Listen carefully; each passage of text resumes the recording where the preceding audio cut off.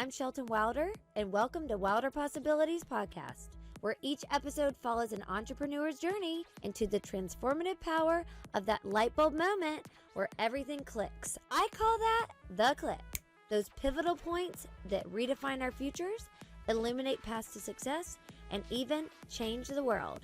Now let's get wilder. Hi friends, welcome to Wilder Possibilities Podcast. I have another one of my very dear friends on the podcast today, and her name is Alison Myers, and she is the president of corporate benefits at Venbrook. Well done. We did it. We did it. And I just know her as one of my gym buddies where we met. And I meet everybody, great people at Monarch, and we just instantly clicked. And We then sure did. We were randomly on a Zoom together, and we're like, I know you from the gym. And then the rest is history. So I wanted to have you on. I'm so happy to be here. Yes. And to tell us about all of Alison. I want to hear from day zero, from day one when you were born. How much time do we got? We have all the time, all the time we need. I want to hear about childhood, about everything, school, blah, blah, blah. And then the only question I ever ask is, when did you get the click? There's so much I can say about that. I know. There's a lot. There's a lot of clicks, I'm sure. So, Yes. Okay, let's start. Where are you from? Originally New York, Okay. Long Island. Long Island. Long Island. My parents are from Brooklyn and Brighton Beach. Oh, We are true New Yorkers. okay. Yes. I love Yes, that. yes. Then what happened next? You were Moved living here there? when I was 3.5. Oh, little. Tiny. And but I was bi-coastal. Spent my summers in New York with my Okay. family, so I got to get to know my cousins and my aunts and my uncles and my grandparents, and it was really lovely because we were the only ones who came west. Yes. Yeah. And why? Work Did you for my come- dad. Okay. Yeah.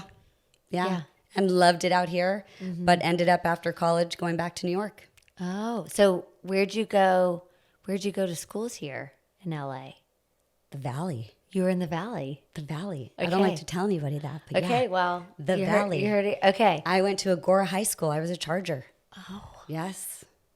Well, that's an amazing area. It's a great I'm area. like showing properties out there all the time, and there's nothing for it's like $9 million now out It's there. Not when I lived there. Yeah. When I lived there was no movie theater. So Oh. the big drama when I lived there was when AM6 wanted to build a movie theater. Yeah, AMC 6. AMC 6. Oh, gosh. And the whole town went crazy. Oh, they did because not that means want it. outsiders were coming in. Yes. So Oh, gotcha. Yeah. it was small town living, and now it's a great place to raise family. It really is. Great schools, everything. Okay, perfect. So then what about college? Started at LMU. I was a dance major Oh my at gosh. Loyola Marymount, and I spoke there last night. you did not. I swear. It's a at their great little school. real estate club. Isn't that cute? Anyway, And off the topic. Westchester is also a huge, It is. blown up. Yeah, booming. Yes, yes. Wow. You didn't leave when you went to LMU. Back when I went, and Yeah. don't ask how old I am. You didn't leave campus. Oh, Because Westchester just wasn't as and safe. now it's just like booming. Yes. wow. It was a beautiful campus. Yeah. Okay, so you were a Yes, dancer. I was a dancer, and then blew out my knee Oh. and decided to finally be a rebel. And I was sitting on the beach in Venice with my brother, and he went to UCLA. And I'm like, where should I go to school? And he's like, there's this great place called Dirtbags in Arizona. What? Yeah. And so my brother is a Bruin, and UCLA used to play U of A all the time in basketball and football and everything else. And he's like, you got to go to U of A. So I got in a car with a friend on her way back to school, didn't apply. I just said, hey, Julie, can I get a ride? No. We packed up her Jeep, and I showed up at U of A. Yeah. I brought my transcripts. Good thing I had good grades. Yeah, of course. You're And walked in, and they overachiever. were like, can you start tomorrow? So I was a sophomore at U of A. Whoa. But why did See, you these say are things we don't talk about in the see, gym, Shelton. This is why I have the podcast. Exactly. I find out so much information. This Yes. is actually just for me. So I'm glad to hear that. Yes. Okay. So, what is Dirtbags? The best bar at U of A. But The they were bar? Because Because I was like, is that their mascot? You just tricked me. No, exactly. So when I got there, I was like, well, where's Dirtbags? My brothers told me all about Dirtbags, and there it was. It's this iconic bar, best waffle fries you've ever had in your whole life. Okay. And the best part about Dirtbags, they got it so right, is when you charged your parents' credit card, if you were fortunate enough to have one, it came up as the Arizona Library. So That is one of those. Yes. So nobody knew that you were charging at a bar. Gosh, they were. Yeah, I wasn't lucky enough to have a credit card from my parents. So, but I did get a lot of free drinks because it was a really great way for our friends to charge booze on the credit card. Really big brain, genius idea. I'm telling you. Love it. Yeah, it's where I learned everything. Yeah, at Dirtbags. Dirtbags. Wow. Yeah. I'm thinking that's the mascot. I'm an idiot. Okay, so then you go there and then you finish up We were there. Wildcats. Yeah. Okay, well. We were the Arizona Wildcats. Makes sense. Yes. Perfect. Okay, so then you graduated from there. Graduated with a psychology degree, which is very helpful in my career, I should say that. Yeah. And straight to New York. One-way ticket to New York. My cousin at the time said, best place to grow up, best place to learn about life. Yeah. And so I lived on his couch for 3 months till I found a place to live. Oh. He gave me a job. $30,000 $30,000 a year. Yeah. I could barely pay for a slice of pizza. And that was a lot of years ago. They're almost 30 years ago. And found an apartment and then started my life in New York. My 20s in New York. 20s in New York. Yeah. What were you doing? What was his job he gave you? He was in the import business, Italian leather goods. Import, exports? I'm just kidding. Actually, I've always wondered what we're in the leather goods. But yes, Gianfranco Ferré. So Italian leather goods. Okay. And I kind of loved fashion and ended up working for Ralph Lauren, Donna Karan. I ended up having a pretty interesting career in fashion in New York. Always in sales. In sales. I was born to sell. So she can chat, guys. She's got it. And I loved it. And then one New Year's Eve, well, actually, the real truth is, I had a boyfriend. Okay. Who went, so in New York for Christmas, you go to Aruba. Well, actually, not if you're from New York. If you're from Jersey, you go to Aruba. Okay. For Christmas. Yeah, because I think from New York, you go to St. Bart. Correct. That's what I was gonna say. No shade on Jersey. No, that's just the reality. We're just speaking facts. Correct. So he picked Aruba over me. So I broke up with him. Oh. And I called a friend of mine. I said, let's go to LA and do New Year's in LA. And that's where I met my husband. So a friend of mine I met my husband at a New Year's Eve party. And the next day I left back to New York. Oh. So we had long distance for about 5 months, and then we were engaged. And then he's like, come on back. Yeah, you put a ring on it. I'm not moving back without a ring. Yeah. And so our whole entire dating was long distance. And then you were engaged. And then we were engaged, moved right in, and a year later married, and a year later had our first baby. Amazing. Yeah. Amazing. And I mean, at 29, 30, you know, yeah. Back then you moved quickly. You know. Yeah. Okay. So then you had my first child, Carly. Oh, okay. Yes. Your daughter my little Buddha baby. Yes. And I had her, she was quite colic, and I turned 30 like 2 weeks later. That was not a great birthday with a colicky baby. You're like, oh. Yeah. And fighting to breastfeed. That was fun. And then 18 months later, I had my son. Okay. Yeah. I knew they were close. Will. Yeah. They're very close in age. And then what were you doing about work? My little workaholic friend. What were you thinking? Very good question. Yeah. Well, I was raised by a single mom, so who had to work. And where was your dad? He was around, but not really. Okay. Yeah. Okay. And but my mom raised three of us. And where are you in the sibs? I have a brother 11 years older, 10 years older, and then I was the save the marriage baby. Oh, you have the I way older failed. brother. My brothers love to You're tell me. such a failure. They love to tell me, you screwed that one up. I literally. All was going great till Allie showed up. That is so savage. I mean, the siblings, the way we talk, it's like survival. I love them. Of the fittest. Oh, exactly. Okay, Exactly. So failure. All right. Yep, Okay. Yep, born a failure. And Fake news. Feel great about it. Fake news. It's okay. A lot of 52 years of therapy. It's all good. Oh, yeah. We're good. And then So they were older. Yes, you had they your were older. mom, and then she was working. She was working and ended up working in an insurance company. And Your mom? My mom was like a secretary. She needed a job. I mean, she had raised 3 kids. We had a little house in Woodland Hills, and my brothers were going to Taft High, and I was going to... Taft right Yeah. there. Oh, yeah. And then you decided to go to... Well, then we moved to Agora. Oh, that's when why. she married her second husband. Oh. So she worked at an insurance firm.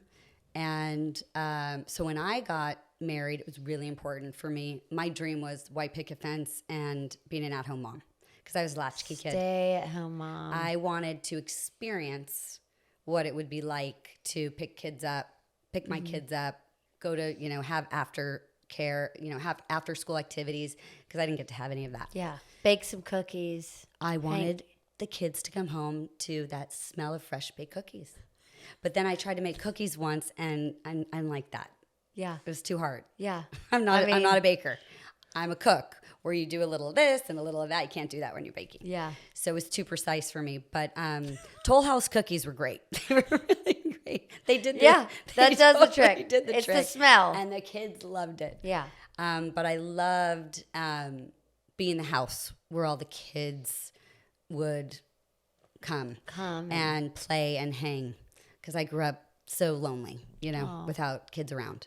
Because I was alone. You were like an only child. I was the only child. Because they couldn't wait to get out. So much older. Yeah. They couldn't wait. They graduated high school and both boys See were you gone. later. Yeah. Yeah. So, but then what happens when you're just a worker is, what did I do? I was on the board at the temple. I was at the, I was finding nonprofits. I was organizing, everything I could get my hands on. Gosh, they were so happy that you were there. And then the second my daughter went to kindergarten, it was like room mom. She Mary Beth, the best woman in the world, who Mary Beth Berry from Brentwood School, who she locked in. She was like, I see. She's like, I see I'm getting that one. Little worker. Yeah. So I ran that, and then I ran stuff at the country club. I was working for free. I was running everything for free. Yes. And pretty soon after my son was headed to kindergarten, I was like, I'm not sure I can do yoga and coffee. Yeah. Every day. And then then room mom stuff. Room mom and volunteer. I got a little nervous. So I started thinking of all kinds of businesses to form. I was going to open a clothing store because of my love for fashion. She is I wanted the to go biggest back into fashion. Yeah. But putting me back in fashion meant going to New York and missing out on raising my kids and being with my kids.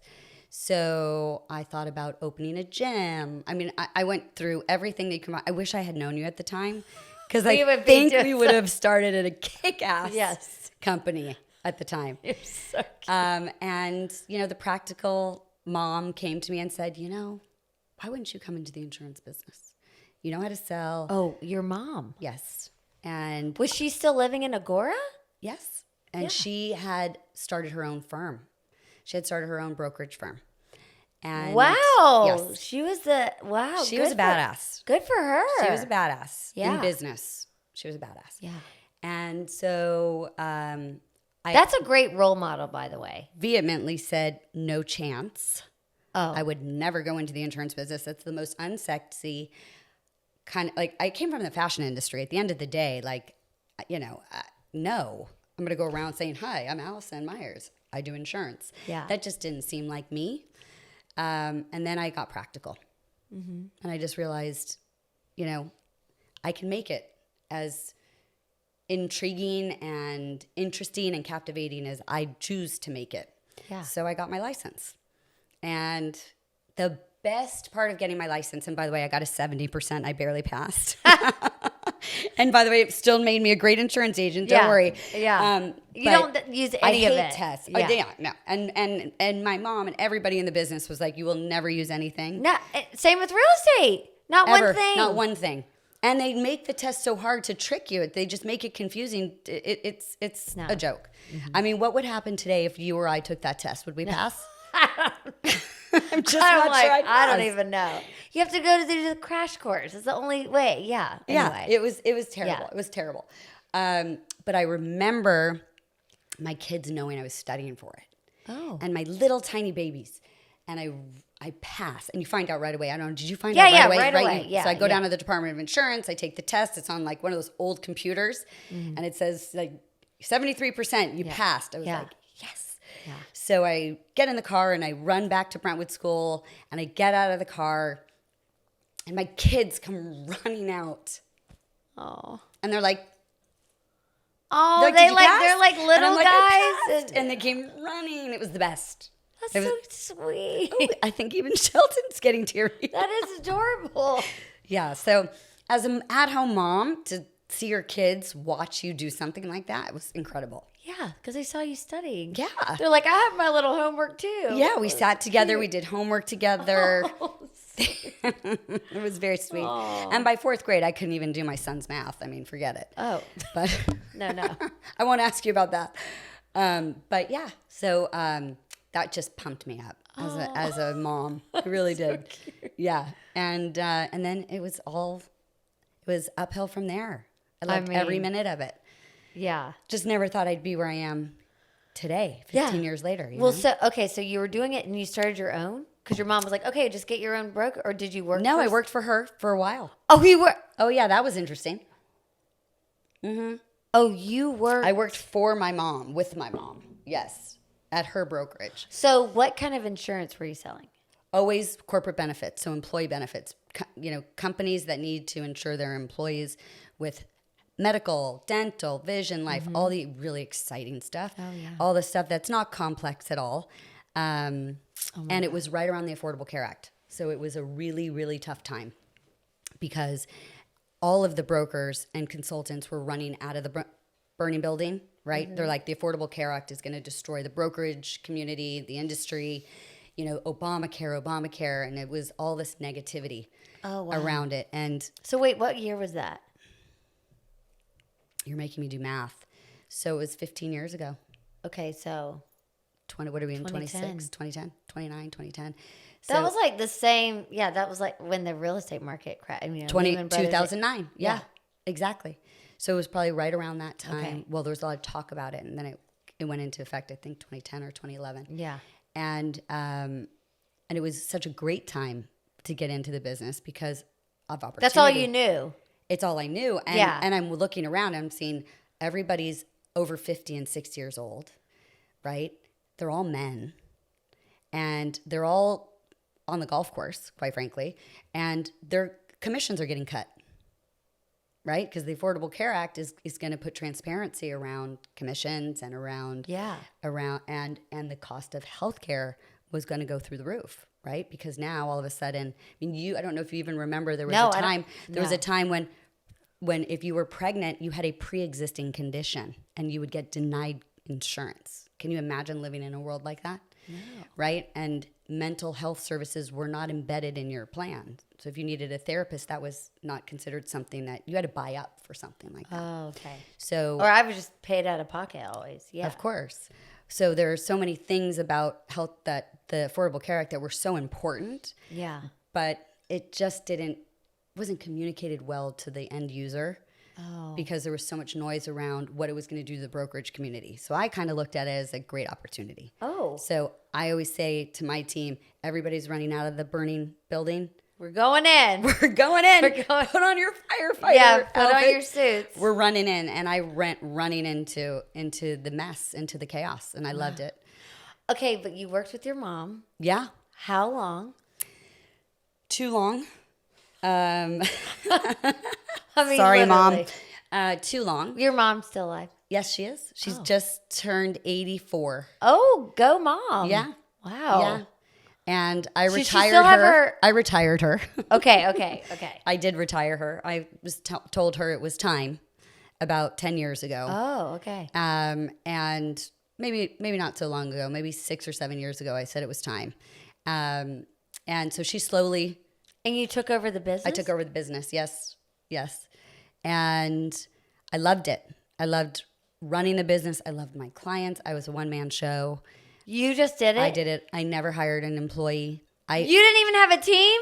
No, girl. You were just doing it? Yes. I consider That myself sounds resourceful. So lonely. I love people around. So do I.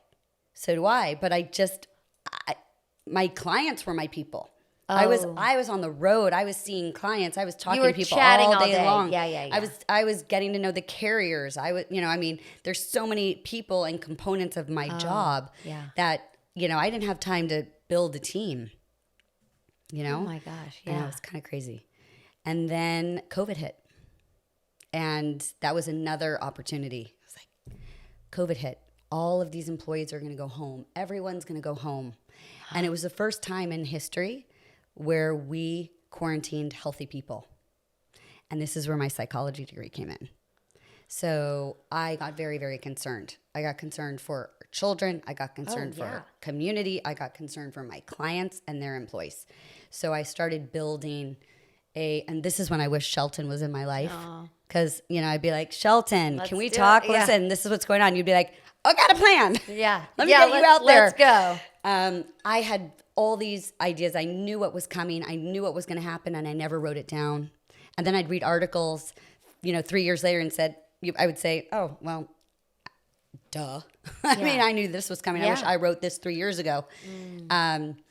But I just went head down, and I took care of my clients and their employees. And at the time, there was a lot of mergers and acquisitions going on, especially in our industry.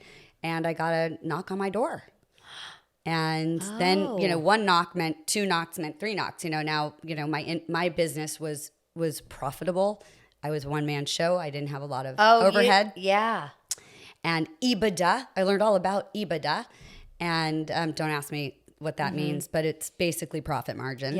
And I got an offer I couldn't refuse. And so 5 years now, I've been at Venbrook. So it was from Venbrook. Yeah, I picked Venbrook. Yeah, I had a lot of different companies, a lot of the big brand companies. Yeah. And I didn't want to be institutionalized. I'm an entrepreneur at the end of the day. Oh, I can, And I don't draw inside the box. So I wanted a company that was going to celebrate me drawing outside the box. Yeah. And not staying in my lane. And want that. And Correct. And that's our business. And say yes to you. Yes. Yeah. Oh, well, it's in my contract, actually. Just say my yes. Purchase agreement. You are not allowed to say no to me. Yeah. No, and we don't. It's not no. It's never no. It's tell me more. Right? Yeah, tell me how we'd get there. And I've learned a lot about how to lead based on, who my leadership is.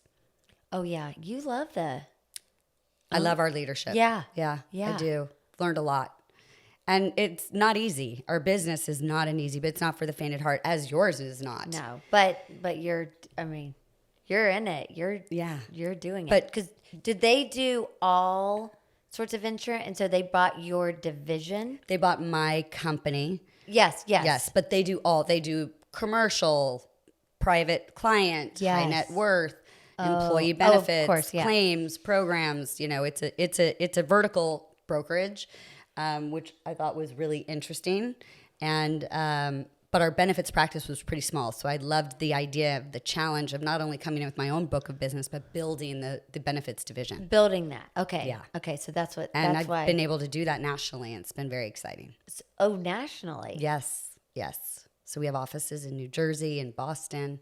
Oh. Yes. Where should we go next, Shelton? That's why. Where should we go? Where do you want me to go? That's why you're traveling around so much.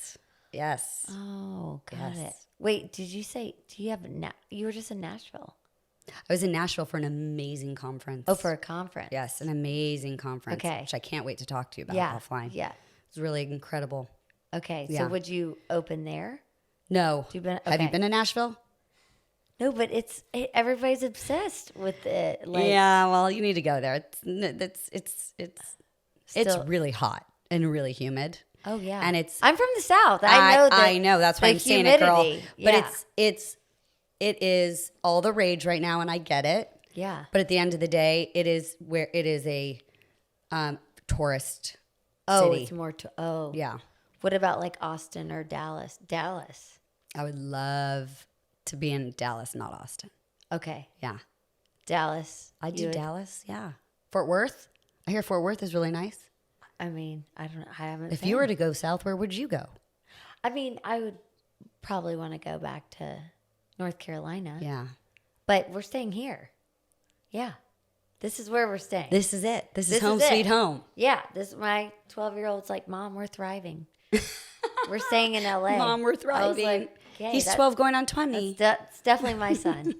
Okay, but you like the thought of New York? Because you go to New York a lot. That's why you're... Yes. I love... when I was raising kids, I never wanted to leave them. Yeah. I mean, now they're never. Bigger. Yes. But I was the mom who was like, you know what? Nana, I got it. I'll go pick my kids up. You know what? I grew up so lone, like a latchkey kid. So for me, I didn't want to miss a moment. Yeah.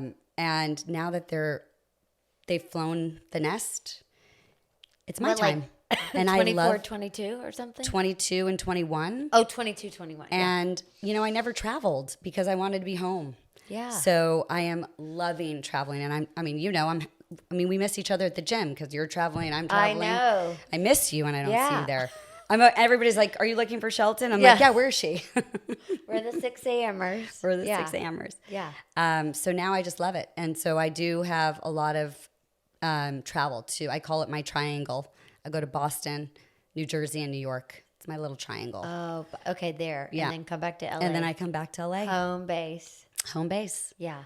And I did do Nashville, and I'm going to stop in a couple other cities along the way. But just to see if you well, would get like we have a lot of opportunities That's what I'm arising right saying. now in like Kansas. So I'm going to have to go to Kansas. We've had some business in Illinois. I've been to Chicago a lot. Well, Chicago's we have 2 girls on my team I'm obsessed with people from Chicago. You like Chicago? People are so great from there. I Everybody know. Well, I my meet. son goes to Wisconsin. So he's yeah. telling me that after he graduates, he's going to apply for jobs in Chicago. So there you go. The people are... The Midwest is amazing. They're elite. I love them all. They're the nicest, nicest people. Great people. Yeah, I couldn't agree more. Okay, well then Chicago then. Chicago. If now I'll have to open an office in Chicago so I can yeah, go that see my has son. to happen. Okay, Yes. and you had a little change in the past year, right? Yes, I am trying to complete my divorce. Yeah. Yeah. How have you been? You tell me, Shell. How have I been? I actually think I've been doing great. I survived and now I'm thriving. Yeah. I agree with that. Yeah. Yeah. It's hard. It's hard. There was a theory. I always had this theory that it's harder on little kids and easier on older kids. And actually, my thesis has completely changed. I think younger Really? kids, it's much easier because they're more flexible, right? They're, little kids get used to things much easier. My kids have so many memories embedded and ingrained of our family, of our household. And our house was the revolving door. I mean, with everybody. my door was never locked. I probably shouldn't say that on a podcast. It is now. But I mean, it was, my son had what was called Foxborough Fridays. And it was 15 boys leaving Brentwood, walking to my house. And if I wasn't home, the door was open and 15 boys would emerge on my house on a Friday. And the parents would come to pick them up and never leave. And so we just, my kids have those memories. And so, my thesis has changed. And that's the important thing about thesis and theories is until you actually go through and experience something, you really don't know. So, No, and that's why you can't judge. Yeah. If you don't know, because... No, and no judgment at all. It's just I think both my ex-husband and I thought they're both thriving. They're both living, like, I have one kid living in Boston, another one's in Wisconsin, going to London for his abroad. How hard, and they have all these amazing memories, and now it's just Dad and I's time to move on. We lost our way. Doesn't change how much we love our kids, but it was hard on the kids. Yeah. It's hard on the kids. But you're still such a great mom. You're still there. I try. Yeah. There's a word called repair. I'll teach it to you before your kids get much older. Oh. Yeah, no matter how good of a parent you are. We need to get a little therapy. It's called a putchki. We call it the putchki. Okay, what's that? The putchki is where you put money away. Yes, that's what I was saying. You're like little. Just make it your either Chanel or Hermes bag. Yeah. Decide which bag it is. Perfect. But we call my friends and I call it the putchki. And it's where the money goes for the therapy that you don't think your kids are going to need. And then one day they come to you, they're like, I need therapy. You're like, there should be. And I'm like, great, you want me to come with you? No, Mom, it's about you. It's about you. It's about you. Yeah, it's all about us. So when it's not. Mm-hmm. But you're lucky. And not, you don't have any girls. Yeah. You'll have different boy things. Well, girls are an interesting breed. Well, God knew I just couldn't handle it. God knew you could. I didn't think I could, though. Yeah. When I found out I was having a girl, at first I cried. Oh. I'm going to be honest. Sorry, Carly. But she knows the story. I was like, what do you mean I'm having a girl? I grew up surrounded by boys. All boys, yeah. Yes, we were brothers, and I love boy energy. Yeah. I just love boy energy. Oh my gosh, yeah. That's why we're friends. Mm-hmm. I love boy energy. Yeah. No drama. No eye rolls. No. No different judgment. Mm-hmm. And then they hash it out and they move on. It's the best. Yeah, the boys? Yes. Yeah. Yes. Yeah. Throw a ball together. Yeah. You throw a ball, then you throw a ball at them, and then you're over. It's over, and you move on. And it's some laughs, and it's done. It's done. Yeah. It's done. I but know. she taught me a lot. Mm-hmm. And kids do that. Well, you had with your mom, you guys went through a lot. Yeah. I did not know you had a business together. I read a lot of books on how to be a parent. I literally don't believe that if I had to have a business with my mom, just take me out right now. Like, get out of here. That could have never. Shelton. That could have never happened. Okay. I mean, literally. I'm just saying. I am just saying. Proud of you. Oh, and there was. So I'm in menopause. Let's just admit that right now. So you look incredible. Gonna have some word recall issues right now, but it's called an intervention. My brothers had an intervention with me when they found out I was going into business with my mother. Yeah, they sat me down. I would have too if we were friends at the moment. Yes, they sat me down and they said, "Are you kidding me? Are you fucking kidding?" Is what she was saying. Yes. Are you allowed to say that on this podcast? Yes, we can say. They said, "Are you fucking kidding me? I actually think I'm disowning you." And I remember where we were. We were outside. One brother's screaming at me. The other brother's like, "Be nice. Why do you have to yell at her?" My sister-in-laws are like, "I can't believe this is happening in public." It was a shit show. And I thought, I've got this, guys. Don't worry. But you got underestimated. That's our favorite thing. Yes. You tell me no. Well, of course, it's the challenge. And you were like, "Oh, I got this. We're going to be great." Totally fine. You guys have her all wrong. You go through those moments. Yeah. But look where it got you. You would need 6 hours of a podcast to go from when I started working to how it ended. But at the end of the day, I prevailed. Yeah. And that's the most important thing. Look at that. Yeah. You had a little bidding war. Yeah. It's called You Just Hold On. You just hold on. It'll be all right. Yeah. Great song, by the way. The guy on my last podcast, he said something that was really good. He said, "Successful people keep succeeding." I love that. Like, wow. What? I'm 47 and never heard. And why do you have to say you're 47? Why do you have to go throw shade on me like that, Shelton? I'm 35 forever, and she's 36 forever, guys. Yes. But no, I was just like, wow. It's just like, because there's not another option. We're just like, well, there is. We got to just stay right like that. Yeah. Yeah. No other choices. There's no other choice. And by the way, I actually don't love the quote, failure's not an option. I don't love that quote because I actually think we all fail. Oh, And fail, but I say fail fast. forward. Fail forward, hopefully fail fast. Fast and then fast keep going. and forward is right? Fast and forward. That's But to much say better. that it's not an option means you're not growing. And I failed. I epically failed. But at the end of the day, had I not done what I did and had all of those hard moments with her, I wouldn't be where I am today. Yeah. So you kind of go at the end of the day, I got over the finish line and I failed and I prevailed. Yeah. Ooh. Fail to prevail. Shelton, you can use that on your next podcast. Okay, I will. So I had this woman on. Yeah. She had a quote. I'll add this to my book. Yep, it's not quite finished, so I can add some. Perfect. I'll take the forward. take the forward. So, okay, well, wow. What about your dad? What about him? Is he still alive? Yeah, he is. He's living in Encino. Oh, really? Yeah. Hey, Dad. Oh, is that me? Yeah, you. Oh, hey, everyone. I'm just looking at you, Shelton, thinking. She's like, hey, Dad. Okay, so he's still there. Yeah, I have a great funny story about that. So, love to hear it. not really that in my life. Hasn't been really in my life. One day, my husband at the time, he's a funny man, and we were pulling up to a family event. Kids are in the back, and we're laughing, and always had a great time in the car, listening to great music, totally inappropriate music when my kids were younger. Yeah, perfect. And my husband says, kids, there's a guy inside. His name is Papa Mitch. He's your grandfather. And we started laughing like, oh. He's this short guy. He's got gray hair. His name's Mitch. He's your dad. He's your mom's dad. He's dad. grandpa.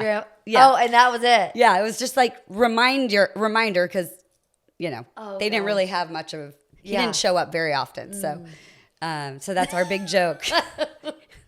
That guy, right? He's Papa. Right. Yeah. Probably don't recognize him, but that's who he is. Go over, say hi. Oh yeah. Be nice. So do you see him much now? No, not really. What about the brothers? Where are they? Oh, I see my brothers. Love my brothers. Are they here? Encino. They're still in the valley. Oh, they are here? Yeah, they didn't make it out. Over the hill. They stayed in the valley. Yeah. They stayed in the valley. No, they love it there. They love it. Their golf clubs there. They live very close to each other, like 2 blocks away. Oh, cute. Yeah. Are they so proud of you? We don't talk like that in our family. Oh. Just give each other shit? Yeah. Okay. We're shit talkers. They're boys. Yeah. They're boys. What are they going to do? Call their baby sister name? So proud of you. No, that's not how my family works. How about you? You get that? I mean, not like direct like that either. Yeah. No. I think they feel it. They can feel it. Yeah. Yeah. Yeah. We're doing great. Praise is not something that... No, the making fun. That's more fun. That's the way it works. Are you a praiser? Do you praise? I try to now. Yeah. Yeah. It's hard, right? But I do with them. Yeah. But it's not like they do that back. Yeah. Yeah. But I'm big sister, so I'm like... Oh, so you're big. They're Oh, yeah, you got a tiny. I got the littles, so yeah. That I would feel differently. Yeah, it's a little... Yeah. Well, oh my gosh. I mean, what do you think about insurance? What do you think is going to happen? What's going on? I think it's a broken, fractured healthcare system. Yeah. I think there's not anybody on this podcast or listening to this podcast who would think differently. And I think it's just a matter of the pricing is unsustainable. It just, at some point, it's become unaffordable and something will break for us to fix it.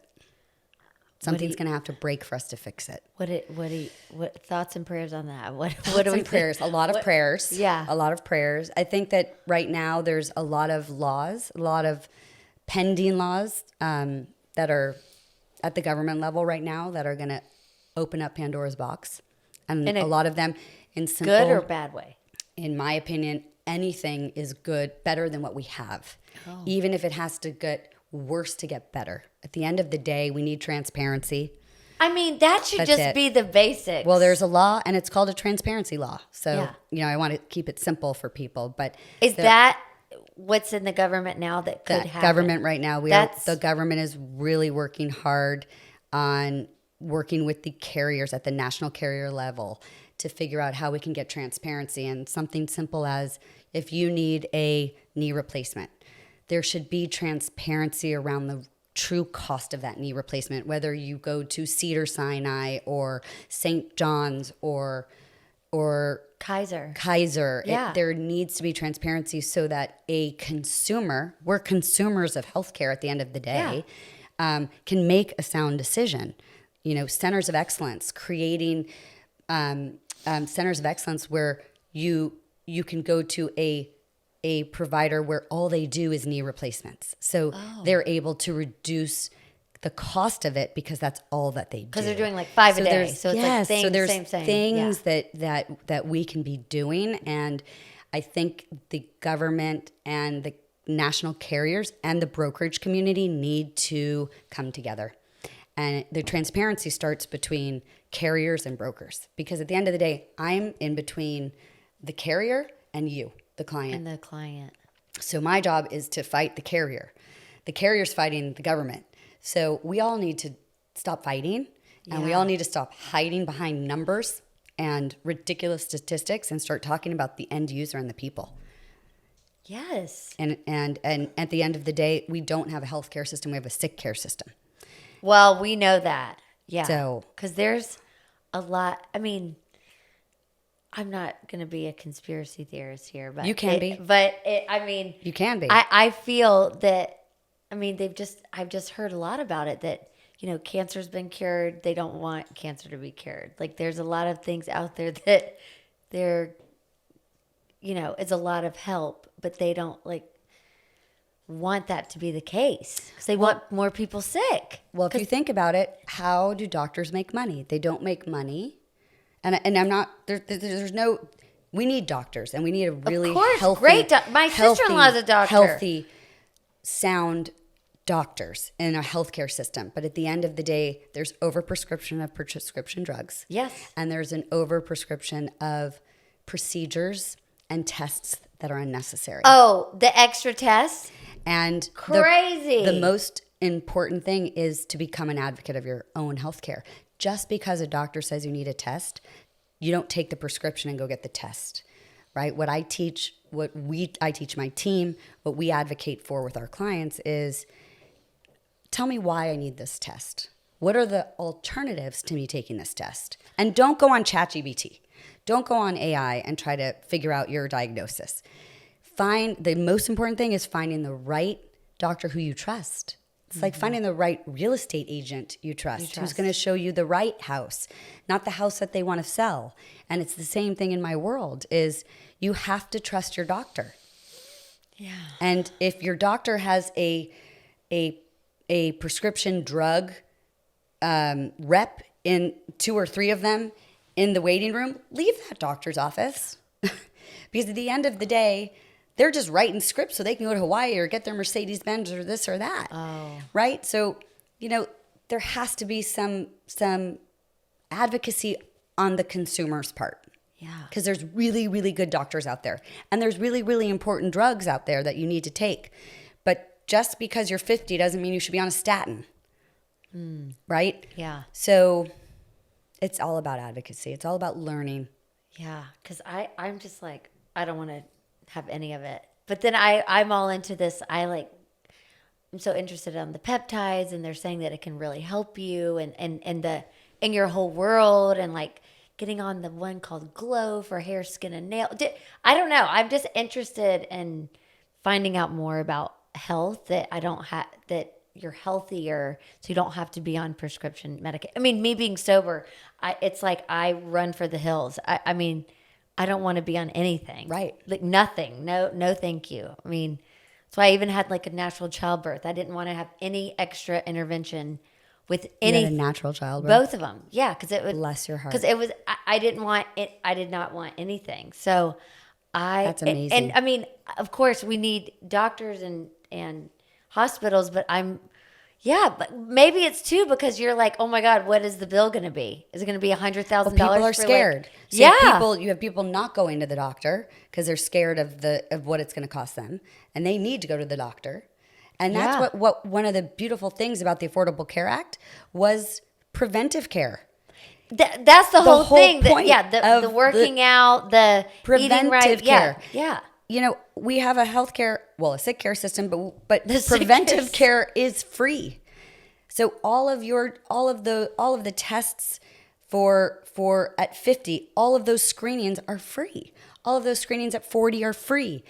All of those things are embedded in your healthcare, and yet because between the brokerage community at the time, nobody knows it. I didn't know that. Yes. What do you mean? Yes, so every single plan, every single healthcare plan in our country has what's called preventive care, and it is free. You call up your doctor and you say, I would like my preventive care exam, no copay, and as long as you don't say, hey doc, my lower back hurts, right? You're just going for your healthcare screening. Your mammogram's free, your blood work is free. If you're a man, your prostate test is free. Your colonoscopy at a certain age is free. These are all things that are covered at 100%. No, yes. Nobody knows that. You heard it here first. You've heard it here. Alison, heard it here, friends. Let us know. Yeah. Because I was clearly not aware. Yes. Well, you might go to a doctor who's out of network. Well, I don't even know. Right. I don't even want to go. But I do go. But it's just. But it's important. That's the point is people they have to take healthcare into their own hands. So the first thing that's going to have to happen is people are going to have to start questioning.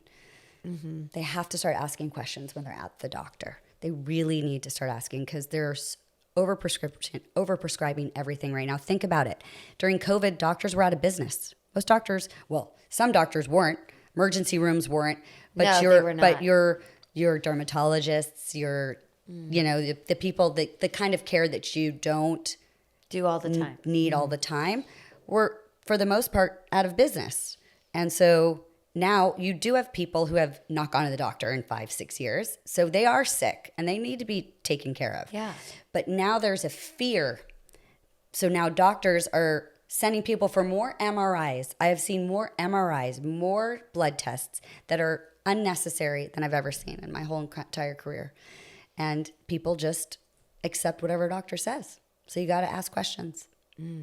That's my tip for the day. That's the tip. That's my tip for the day. Okay. Yeah. And don't AI it. Do not AI your health. Don't put it in Claude and chat. Don't AI your health.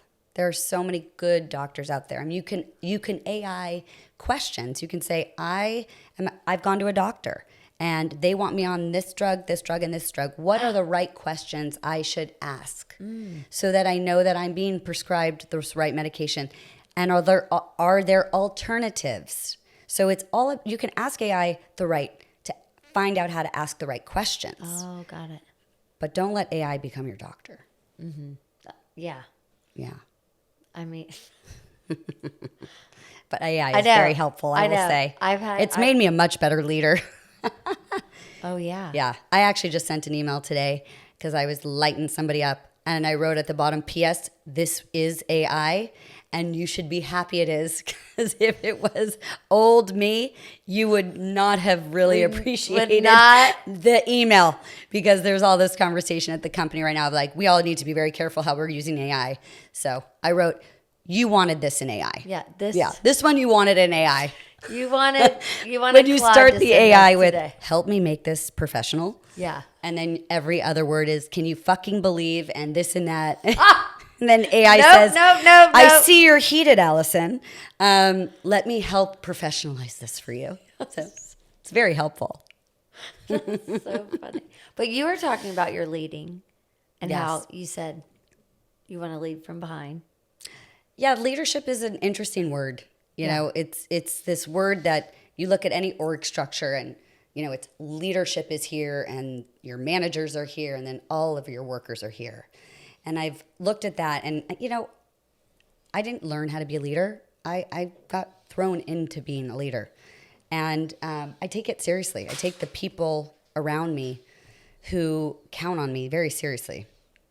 And I've been looking at the org chart And then one day I was looking at it, and I print everything. I'm terrible. I kill lots of trees. I'm old. I'm old. I need paper. You're not I old. need to write. Yeah. And I took took it off the printer and I laid it down. And when I was looking at it, right, leadership and managers and this and that, I kind of flipped it this way. Mm-hmm. And I was like, I don't think I'm a leader. I think I'm a shepherd. And when you think about a shepherd stands behind and guides, but they're also there when somebody on your team falls. Mm-hmm. You're there to catch them. And now you're creating a team of people who they're paving the way. And now you can watch to see if they're making the wrong turn. Mm-hmm. And you can make and identify, is this a good failure, right? At the end of the day, maybe I should let her make the right turn, because at the end of the day, this is going to be a better it'll be a failure, but the learning lesson is going to be so much more powerful than the small failure that it's going to be worth the right-hand turn. Mm-hmm. But if it's a catastrophic turn, I can see it ahead of time. Mm-hmm. But if I'm in front of my team, expecting my team to watch me and work behind me, I can't see what's behind me. Mm-hmm. So it's kind of the new way I've tried to lead. And I love it. Yeah.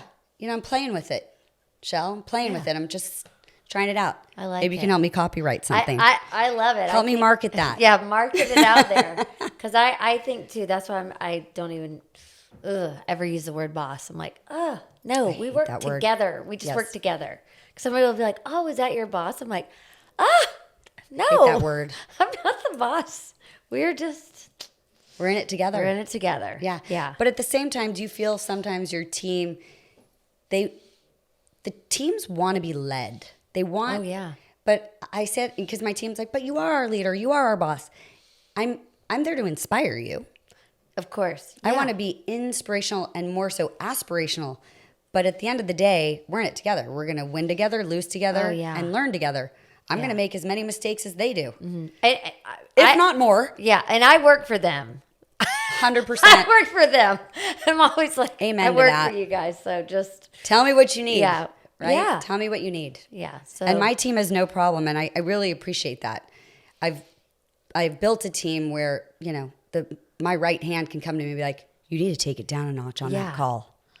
Oh. And I'm like, appreciate it. Got it. Mine are like, whoa, ADD. Whoa, ADD. Bring it back. Or they're like, oh, boomer vibes. And I'm like, yep.